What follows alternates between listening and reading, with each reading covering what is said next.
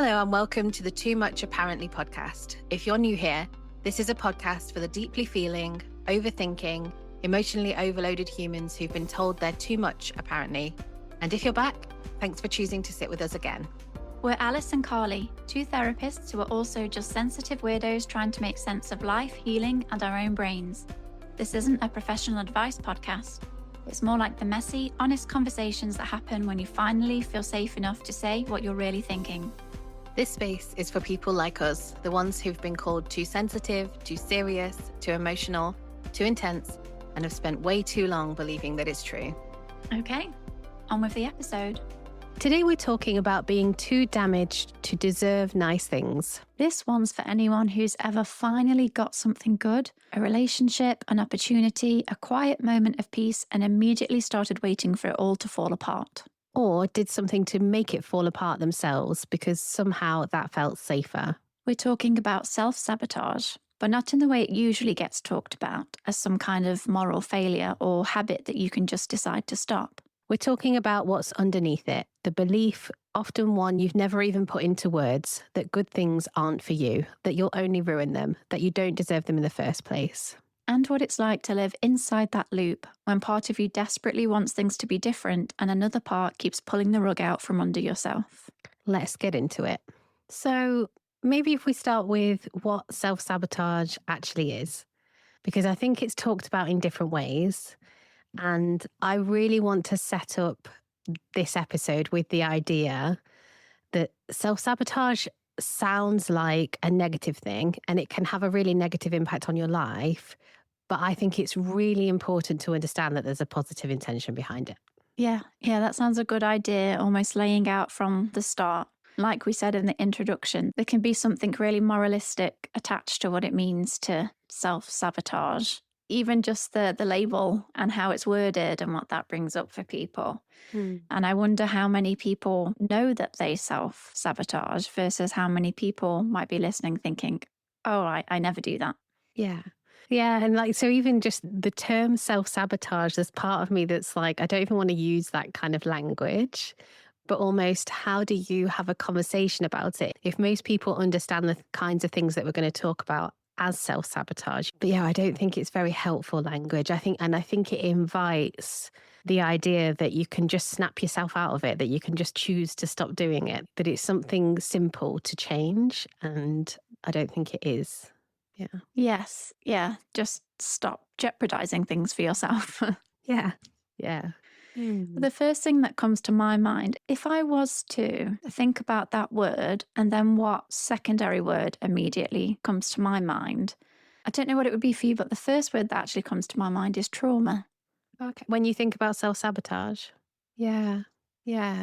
I think the first word that comes to mind for me is protective. Yeah. But I guess they go together. That it's a protective strategy if you have experienced trauma. And it's maybe also worth acknowledging, certainly for me, and I guess the same for you as well, I take quite a wide view of what trauma is, and that very often it is not obvious. Lots and lots of people that come and work with me, or just generally people that I know, that say that they've had a good childhood or genuinely believe that they've had a good childhood. And then actually when we get into it, there's all kinds of things that I would consider to be trauma. Yeah. Well, that certainly comes up a lot in therapeutic work. So often I think we just have that default perspective. And sometimes that's because there is trauma in childhood and the coping strategies that we have developed in order to cope with that mean that now when we look back, we kind of look back with rose-tinted glasses in terms of what was great when maybe things really weren't. And also, it's difficult for people that have a lot of happy elements of their childhood. And that's then what people, I had like a good childhood, and don't recognize that, but there are still things within that have had a big impact. Yeah. And as you said, it doesn't always have to be capital T trauma. Yeah. Let's take bullying, for example. And there's a type of bullying that would come into people's minds that would definitely think of that as trauma, but they're probably thinking more on the extreme end of bullying. Yeah. Whereas if you were someone that perhaps didn't receive bullying on the severe end, but you still experienced bullying, the impact of that is still going to be traumatic. How that impacts different people is going to be different in terms of the impact that that has had. But feeling unsafe in relationships from school could easily lead into jeopardizing relationships through protecting yourself from worrying about being harmed in said relationships. Yeah, some really good points. And yeah, I think just because of the work that I do, my main focus is on parents and the impact of parents. But I think wider experiences, I even think about culture and the way that our culture, I think, can normalize trauma. Yeah, can normalize traumatic things. If we just take the phrase of children should be seen and not heard, like that was the culture in which we raise children. And that that it all has an impact. Yeah. Or even just like with the bullying example, some people might say, oh, well, everyone gets picked on in school. Mm. So it can also be dismissed that lots of people have bad experiences at school. Mm. Therefore, oh, no one should be affected by it then. Yeah, yeah. That makes me think we really should do an episode on invalidation, because I Oh, think that, how have we not done that yet? yeah, I think that is a massive topic actually that would be really good to explore in more detail. Yes. Yeah. And just to say, this might be one of those episodes that's a bit more one sided because it's not something I overly has featured in my life. Yeah.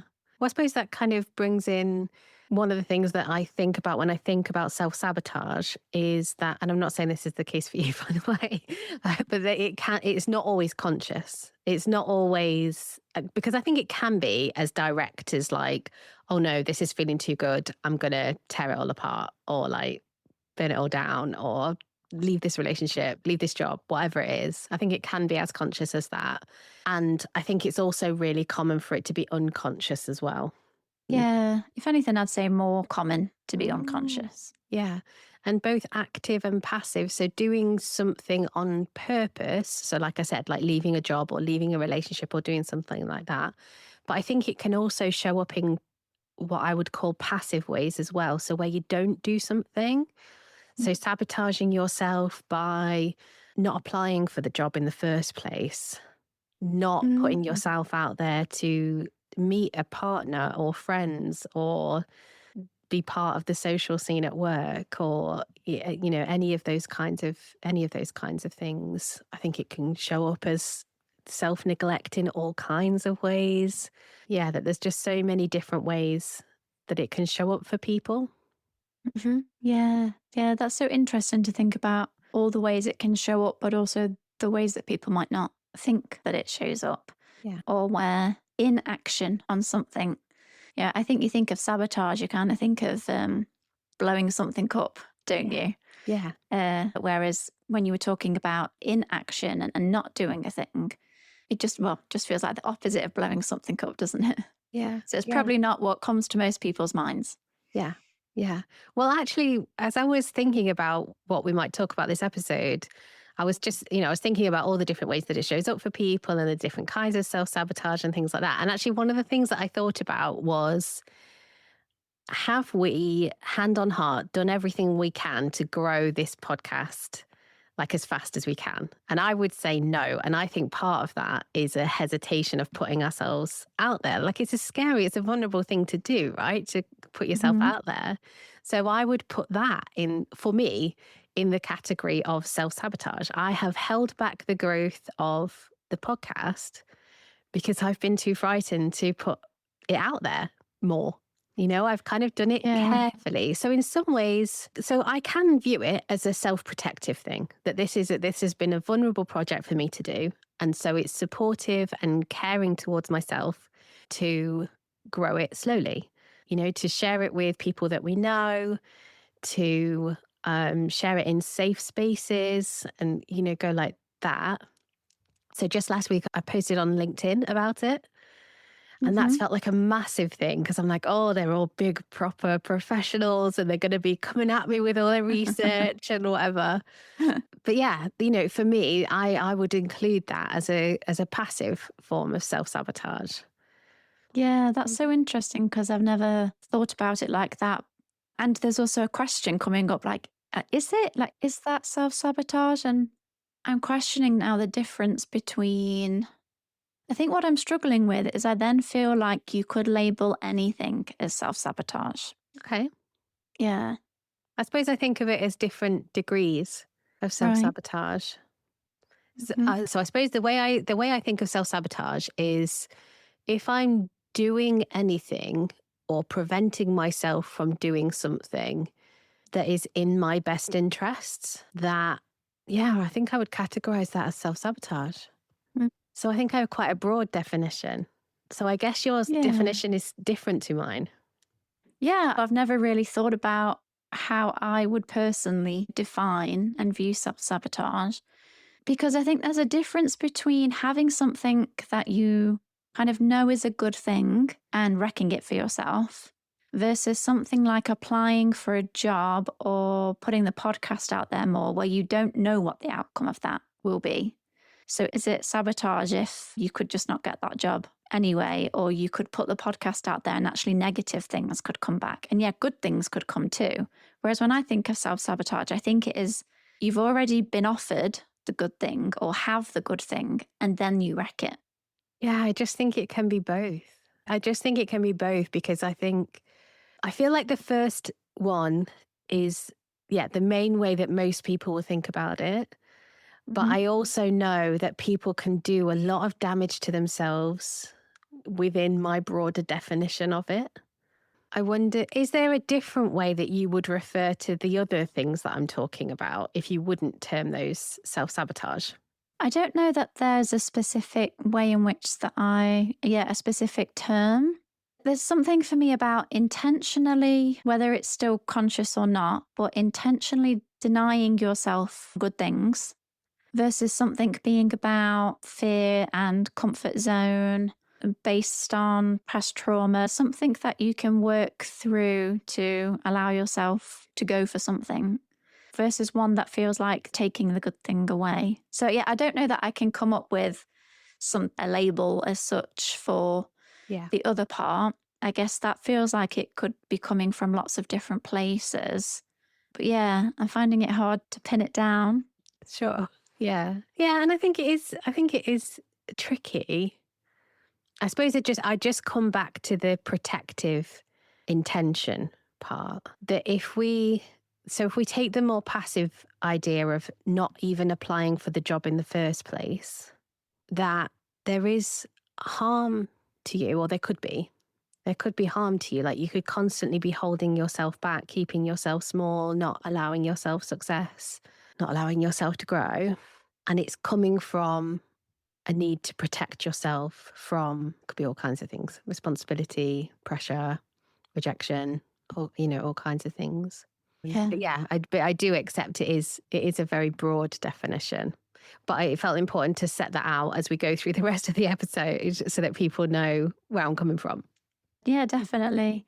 And even though this is something that, of course, comes up in my therapy work, something that I would say that I can find myself supporting people with, it's an interesting one to talk about because I would also say I don't think I am super knowledgeable really about self sabotage. And also, I don't personally relate to it. And I'm sure unconsciously there will have been things at play somewhere, but it's not something I would say that I really have lived experience Yeah. of. So I feel like this episode is also really interesting to me, and especially understanding like your perspective of it, Yeah. because definitely in terms of how much it can come up in the work that you do. I mean, if we are just shame filled, Yeah. have such a strong inner critic, which is such at the heart of the work that you do, Yeah. I can imagine that self sabotage can really come along side by side. Yeah. Yeah. Yeah. And I think that's why I have just this broad view of it because I just see when there is that inner critic, when there is that shame, that it just shows up in so many different ways and, has people holding themselves back in so many different ways. And I think understanding it as a protective function, as actually there's a positive intention behind it, it just opens up possibilities for how you might work with this part of you or parts, multiple, because when you don't see it as a protective thing, when you don't recognize the positive intention behind it, it's so easy to slip into criticizing yourself for it, which just then fuels the whole cycle. Yeah. Yeah, that feels like the difference between seeing it as a character flaw, something about you, versus recognizing it as a response, a behavior that has adapted Yeah. as a Yeah. protection strategy. Yeah. Yeah. And I think the other surprising thing for people to learn about self sabotage, if they don't know already, is how uncomfortable it can be to get the things that you want. This is a really, I just think it's huge. And I just think it's such an important thing to understand, because I think if you don't know what it's like, then it would be really confusing, to look at someone and be like, oh, you've just got the job you want. You've just got, you just met someone that's really nice, or you've just, whatever the thing is, the positive thing, to then watch somebody feel overwhelmed with it or feel uncomfortable with it or try and wiggle out of it or any of those things. It can be really confusing. But Mm. again, there's a process going on underneath that our brains like familiarity, ultimately. They like things being familiar because familiar is safe. And if you've lived a life that hasn't been that happy, then to finally get whatever the nice thing is can feel so uncomfortable and so unfamiliar that our brains don't know what to do with it. And it feels frightening. Mm. And so that feeling can trigger the need to self-sabotage, to self-protect. Um, Yeah. yeah. Well, it can be strange for people to comprehend how safety can feel unsafe, Yeah. but how it absolutely does when that's something that you've never known. So you don't know what to do with that. Yeah. So that then it feels unsafe. Whereas the unsafe part, well, I've got that down. I'm familiar with that. Yeah. I know how to navigate that. So yeah, it's very much part of it. But I know I mentioned that this is something that, I'm not overly relating to in my own lived experience. But what about for yourself? Yeah. So I think definitely when I was younger, I can see the more active self sabotage, particularly being in relationships and just not trusting that the person would stay. And so I don't think it was wholly conscious, but oh, do you know what's actually just popped into my head? The idea of testing people. Ah, And I yes. read about this. I read about this in Psychology's magazine. Must be 20 years ago now, or nearly. I don't know how long it's. I don't know how long it's been out, but a long time ago anyway. And they talked about this idea of testing people, and yeah, absolutely recognised that I'd done that. So I remember doing it with my first boyfriend, and I pushed it, and I pushed him too far, and he just went, "I'm out." And that moment of being like, "Oh my gosh." Like, I have destroyed this. I didn't need to do that. Didn't need to pick that fight. Didn't need to have that argument. That was really tough. And yeah, that in later relationships as well. Again, not conscious, but just, yeah, just this feeling of wanting to, I guess, prove that it almost feels like a bit of a dual thing. I feel like there was part of me that was trying to prove that they did love me. Like, how far can I push you? Oh, and you still love me. All right, okay, and you still love me. But there was definitely another part that felt like, how can you, like, I'm unlovable. How can you possibly love me? You must be lying. So I'm gonna catch you out. Yes. Yeah. Yeah. That's a really good example of that dual process and how that plays a part in the sabotaging. Mm. It's kind of like, again, unconsciously, but we might be carrying this belief that everybody leaves, nobody sticks around. At some point, you're going to leave me too. And if that exists, then we may find ourselves testing, pushing, doing things to test that belief. And often we don't know that this is what we're doing, but we're testing that belief. But the problem is when we do something and the person sticks around, that doesn't satisfy that belief, is we have to check it again. Yeah. And they stick around. Oh, okay, then we have to check it again and again. And no amount of testing is ever good enough till we reach the point where we've done it so much that they do then leave. And then we just think, knew it all along. Yeah. Look, prove myself right. Yeah. Yeah. And that's part of like the sabotaging. If you push for something enough, you will get it and feel like you're proving the belief deep down, Yeah. rather than all the other times beforehand that the belief was not proven. Yeah. You keep going till you kind of get the result that you want, which you don't really want, but you also kind of want. Yeah. Yeah. And I think that there's just something about the way that you set that out that really highlights I think both how crazy making the process can be and how shameful the whole process can be. Yeah. Just that, like, why would you do it to yourself kind of feeling like, why would I do this to myself? Why can't I stop doing this? Mhm. Um, yeah, that feeling of being crazy. And I think, yeah, with that testing kind of behavior, like you can feel crazy while you're doing it. You could have a voice in your head of like, this isn't normal, but still can't stop. Like the urge is too strong. The urge to Yeah. test is just too strong. Yeah. Yeah. Yeah. More often than not, and this is something I've certainly had to learn for myself in relation to testing people, is usually we've already set the test up for the person to fail. Yes. Yeah. Yeah, the conditions through which we're testing people is actually unfair to begin with. Right. Yeah. That's really important. That's really important. And I know we've mentioned on other episodes, but again, I think it's the Disneyfication of relationships or life, or actually just the way that I think romance, but I also think all relationships, the idea that if somebody really loves you, they know what you want, or they should Mhm. know the right thing to say, or the right thing to do, or any of those things. It's one of the reasons that I really hate the phrase. I can't even think of the phrase now. I'm thinking about when you're going through a hard time and like you find out people's true colors, or like you know who's really there for you, or things like that. And I feel like sometimes that can be true, but also if you don't. So, one of the great ways that I used to test people and test groups and test friendships was I would just withdraw. Yes. And then I'd be like, they haven't even got in touch. They don't care. They don't care about me. They haven't even, in fact, I was in, this is a bit wild. This is a bit wild, and I'm holding a lot of compassion for myself as I share this. But I used to be part of an antenatal group, and I was in this antenatal group, must have been in this group for at least 10 years. And I was starting to feel like I didn't really fit in, even after all that time. And we were in a Facebook group together. But I just left the Facebook group, and I think it took them over 2 weeks to notice, which obviously felt horrible for me, but also they were Yeah. furious with me that I did that, and I couldn't understand why they were furious with me. I can now.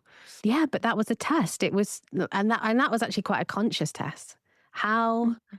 how much do they care? How much do they notice? How long will it take them to see that I've gone? And probably part of the picture was I probably didn't contribute that much anyway. So it wouldn't have Mm. made that much difference that I left. But yeah, yeah. Yeah. That whole the testing and the expecting people to know, I think that's a really dangerous one. I think out of all the lessons that I've learned in my life, telling people how you feel or telling people what you need is a really important one. So, like, when it comes to Mother's Day or my birthday, I have a list of things that I want.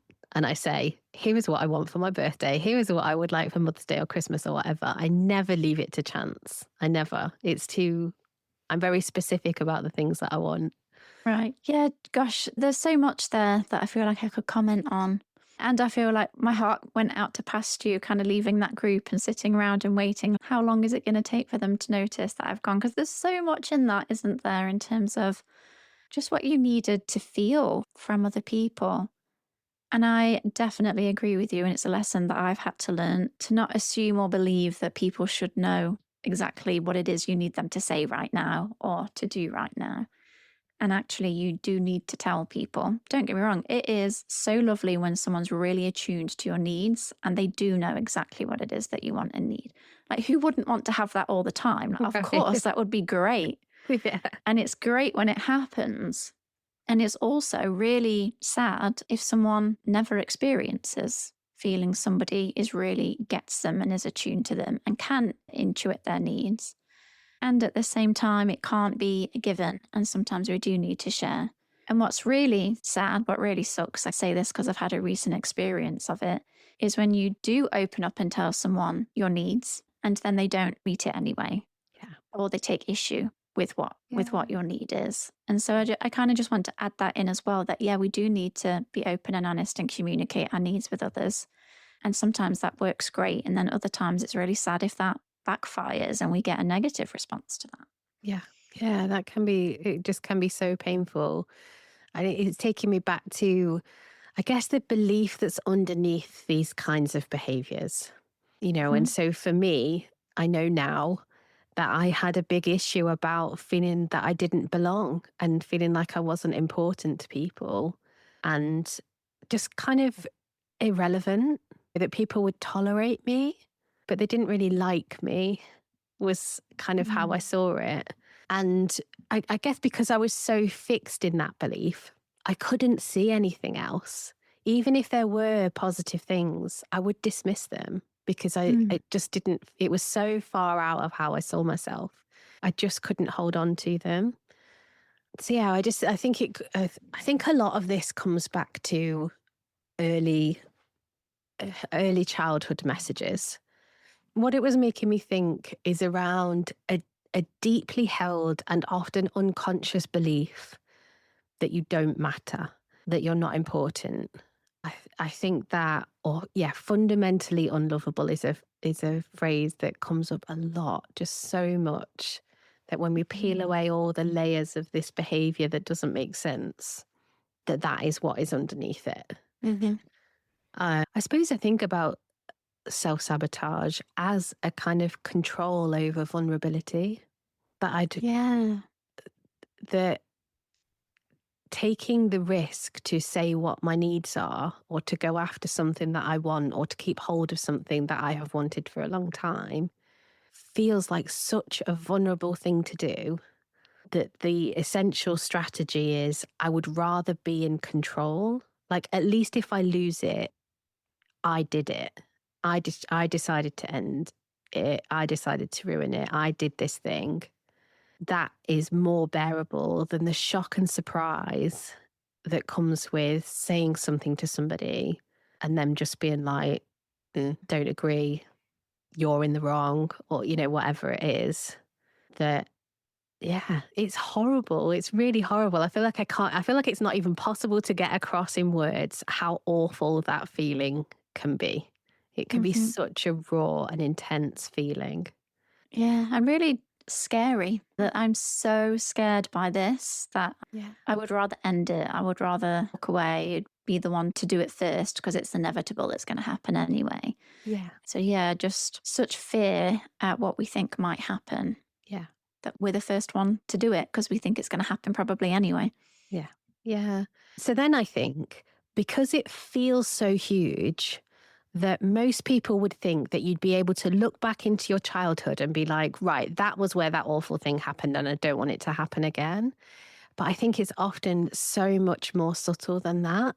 And I think, so like, I think the biggest thing that I think of is, so the pattern that I see repeated over and over again in my practice is people that struggle a lot with the shame that goes alongside this belief that you're not lovable, not likable, that there's something fundamentally wrong with you, were either born in, generally are sensitive, emotional people, born into either a family where there's one angry parent and one very anxious parent that's not done a great job of protecting the children from that angry parent, or a family where emotions are just completely suppressed.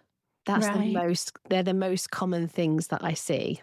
So in a family where emotions are completely suppressed, I think it's very easy to end up with a feeling that you don't matter, because Yeah. every time you voice any kind of emotional need, it's it's okay, don't cry, stop, make it stop, Hmm. is the message.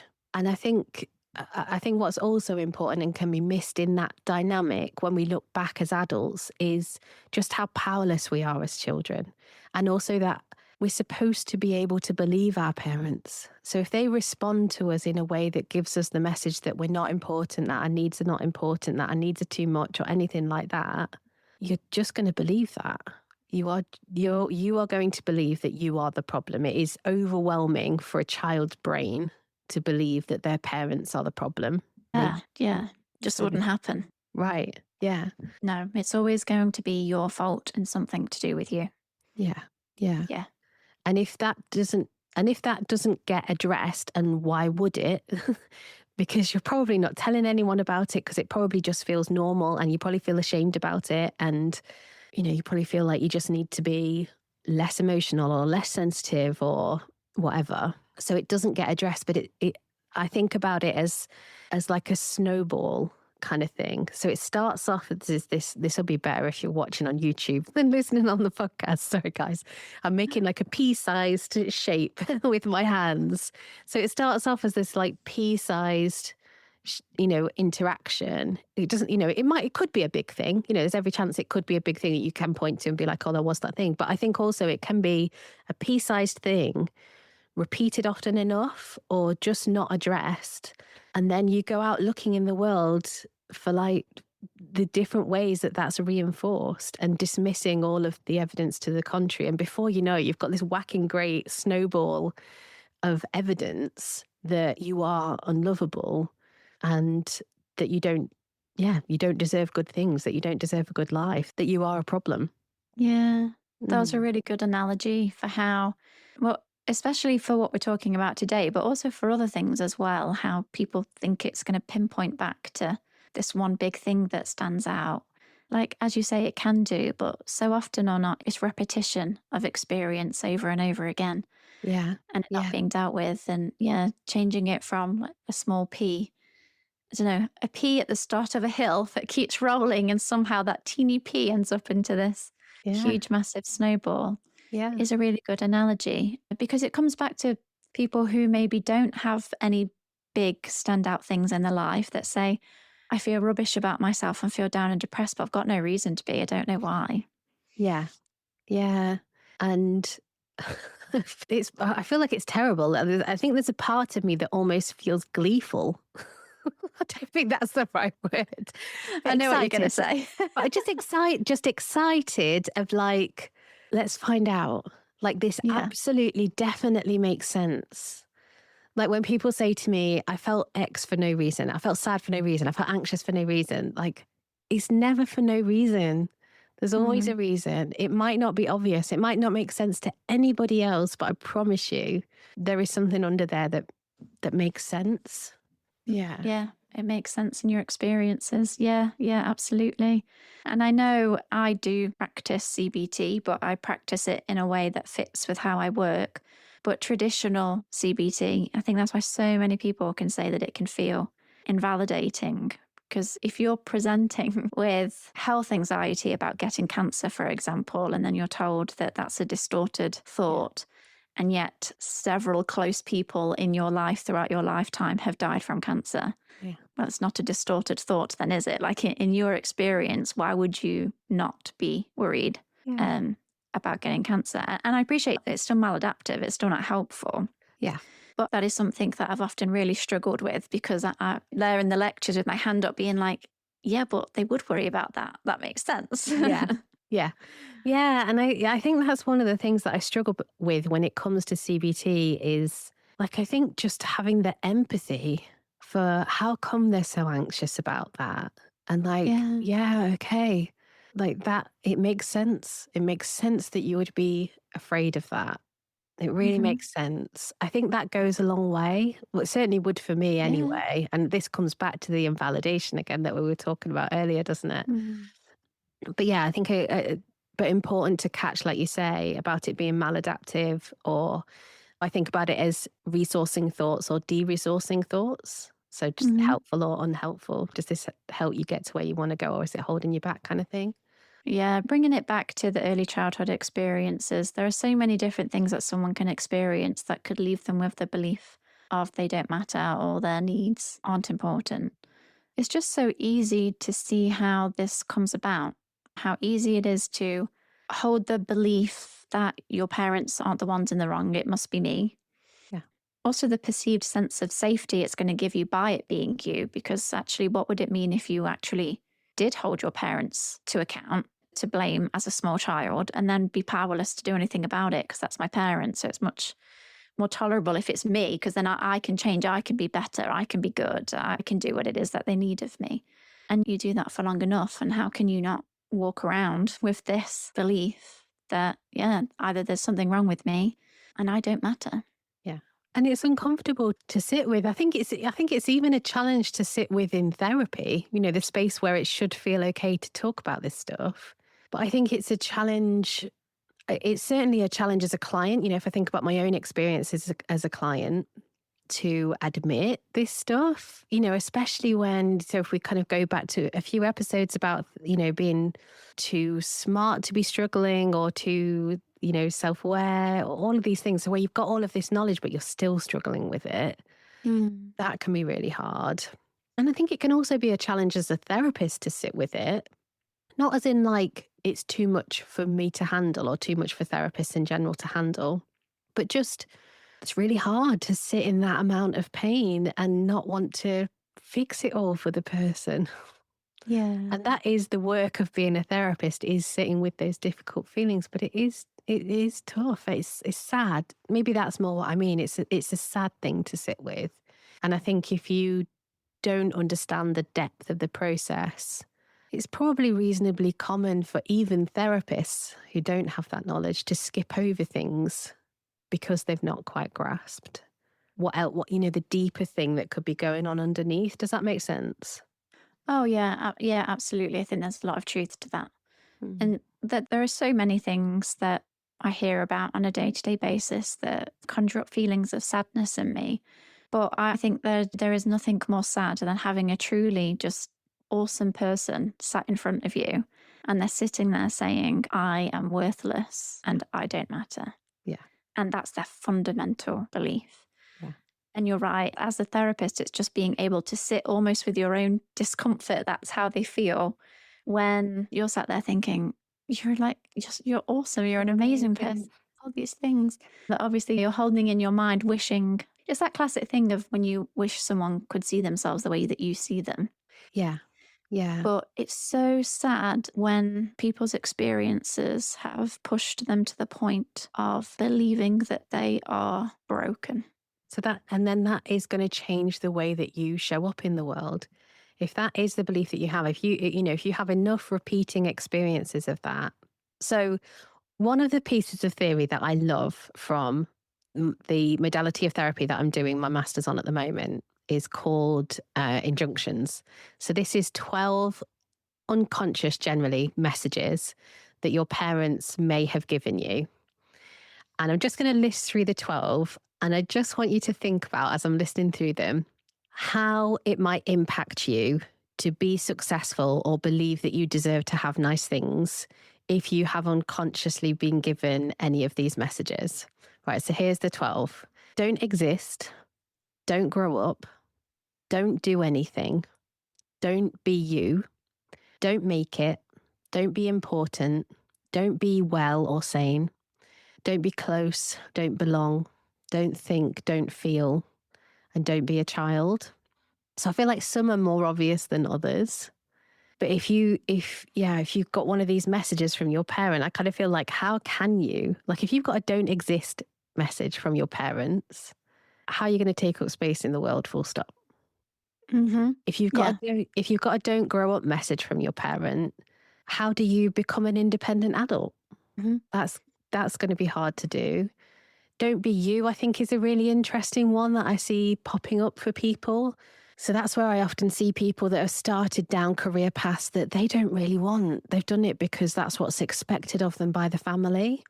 And then they can't Yeah. understand why they're procrastinating, why they hate their job, why they're, not pushing up the career ladder. And actually, when we start to look at it, they don't even want to, or their version of success is not something that the family is going to approve of. So if you grow up in a family where STEM subjects are the thing to do, and actually you're an arty, creative person, it can be, I imagine it's soul destroying to be sat in front of a spreadsheet doing your accounting job. When really you want to be getting out the paints and the sponges and the colours and whatever. But yeah, don't make it. That's another one and that's a massive part of my story. So when I started my private practice, I had a bit of a breakdown and had to go back to therapy. And part of what I uncovered in that process was that I had got competing messages from my parent. I had simultaneously got be successful and therefore, don't fail, which was a heck of a lot of pressure. But I also had don't succeed because I had a parent that needed to be needed. Mm. So I'm then frozen in between. Like, how do you move forward at all? Oh, no, absolute paralysis in the middle of those two things. Yeah. Right. And so I moved past it enough to set up my practice. But then what I realized in one of my supervision sessions a few years ago was that the way that I had handled it was to find such a narrow path in between those two. And so I was just about succeeding, but in a way that was really holding myself back. So it was almost like a tightrope of a path instead of really giving myself room to grow and really feel successful. Mm. So having competing messages as well, that can also be really hard. I think one of the things that's interesting about these, so they're called injunctions in Yeah. the modality that you're training in, Yeah. where they feel strongly like they tie into core beliefs and conditions of worth and things like that as well. But unless someone is really reflective or have been through the therapy process to understand what messages that they've been given, I don't think it's obvious that these things are obvious. I think there are many people who would read that list and think my parents didn't give me any messages of the sort. Yeah. Literally none of those, Right. because it's not explicit. Yeah. It's not one thing. It's not that every night you're going to bed, your parent says, remember, Alice, you must succeed, but also not succeed. Yeah. Yeah, it's not overt. It's not clear from a list for someone to go, oh, I've had that message, I've had that message, I've had that Yeah. message, because it's so subtly woven in everyday interactions Yeah. that unless you're really able to be really reflective or work with a therapist to get down under the layers of, okay, well, what was the messaging there? Yeah. It's hard for you to even know. This is why it's all unconscious because, well, Yeah. as you really dig deep, it's hard to actually find what the messages are Yeah. that, without your knowledge, actually control a lot of your life, like what you Yeah. do. Yeah. Absolutely. Absolutely. It's a really good point, and so much of it is unconscious. And like I say, so at the point that I was going back to therapy, when I had that breakdown and realized that I'd got the message of don't succeed and don't fail, I'd already been in therapy for 6 years at that point. And at the Yeah. point that I had this further realization a couple of years ago, I must have been in therapy for another 4 years on top of that, perhaps. That yeah, there just can be layers and there can just be layers and layers and layers to it. And yeah, while I don't like to think of it, I've no doubt there are even more layers for me to get to. But yeah, absolutely, absolutely, it can be so subtle and quite often not verbal as well. Like I think sometimes it can just be, if you talk about. So just for an example, so if you're someone that's grown up in a family that values STEM subjects, is expecting you to go to university and have a proper job, and you come home from secondary school and you're like, oh, I'm going to join the drama class. Your mum just goes, oh, right. Are you? Oh, okay. But what about chess club? I thought you were going to chess club. It doesn't need to, I suppose that is verbal, but it can even just be a flash of a micro facial expression across somebody's face, especially if you're somebody who is sensitive, especially if you're Mhm. somebody that is really attuned to people's responses to you, which you're probably going to be if you're full of shame, Mhm. um, then it's really easy to pick up on these negative messages. Oh, yeah, yeah. No, I think that's important to highlight that it can be a small throwaway comment that on the face of it might seem like a nothing comment, but Yeah. actually can hold a lot. And it can be tone of voice, it can be a look, it can be saying something and getting silence. Yeah. Yeah, it can be so many different things. Yeah. Yeah. I think it's really common actually that if somebody, not for everybody, and like I said at the beginning, I think there's different degrees of the ways in which self-sabotage can impact people's lives. Like it might be that you sabotage yourself for a while and then you manage to move past it and apply for the job. And it doesn't hold you back in a big way. But if you're somebody who has for years found yourself repeating and repeating the same unhelpful patterns or holding yourself back in a way that just isn't helpful for you, quite possibly it will take a long time. I think it is one of those things where I just think the culture at the moment is that people want a quick fix. They want the fix yesterday. They want something that's going to be really fast. They want to just, this next supplement that's coming up as you're scrolling on your feed will fix all your problems. And of course we do, because it's painful. But I think it's really important to acknowledge that actually it can take a really long time to undo this kind of thing. And I think part of the reason that it takes so long is because it's not just a thought thing. You can't just think differently. You can't just be like, oh, right, well, that's a silly thing to do, so I'm going to do the other thing. Because it's not just thoughts, it's nervous system, it's in your body, it's your identity. Yeah, definitely. What came up for me actually is I think what can make it hard is not just like the self sabotaging behavior, but also your appraisal of the behavior and the meaning that you're making out of your behavior. So, what I mean by that is, let's say, for example, you're somebody who has found yourself doing things that has meant any friend that you've had has left and stopped being your friend. Mm. And if the core of that is, well, nobody likes me anyway, they're going to leave me anyway. And so you unconsciously sabotage your friendships so that they leave. Well, firstly, you've got to get to the point of knowing that that's what's going on. Yeah. And secondly, you have to get to the point of acceptance that this is a pattern that I am playing. Yeah. Because I think there's an extra level of protection that can be added onto this, which is we then make it everybody else's fault. Yeah. So it's not that people have stopped being my friend because why do I keep sabotaging relationships and pushing people away? But people are stopping being my friend because the world is awful and everybody is awful and everybody leaves me. Yeah. That's an extra way that we can protect against the self sabotage, Yeah. that it's quite painful to recognize that we're the one getting in our own way. So it's so Yeah. much easier if the world and everybody else is to blame. Yeah. So it just adds another layer of something you've got to work through before you can even accept that, okay, I need to look at my own patterns here and then work on your own patterns. Yeah. And I think that's why it's so important to frame self-sabotage as a positive intention thing. No matter how destructive it is, that you have to be able to see the positive intention behind it, and that you have to be able to offer yourself self-compassion, or be willing to be curious about other people offering you compassion in that struggle, because otherwise it's just too bleak. It's just too bleak to be Yeah. sat with. There's all this pain in my life and also I'm causing it. Like that. And actually, I would argue that that's too harsh a framing, that it's not as straightforward as I am causing it, that that actually it's deeper. There are causes that go further back.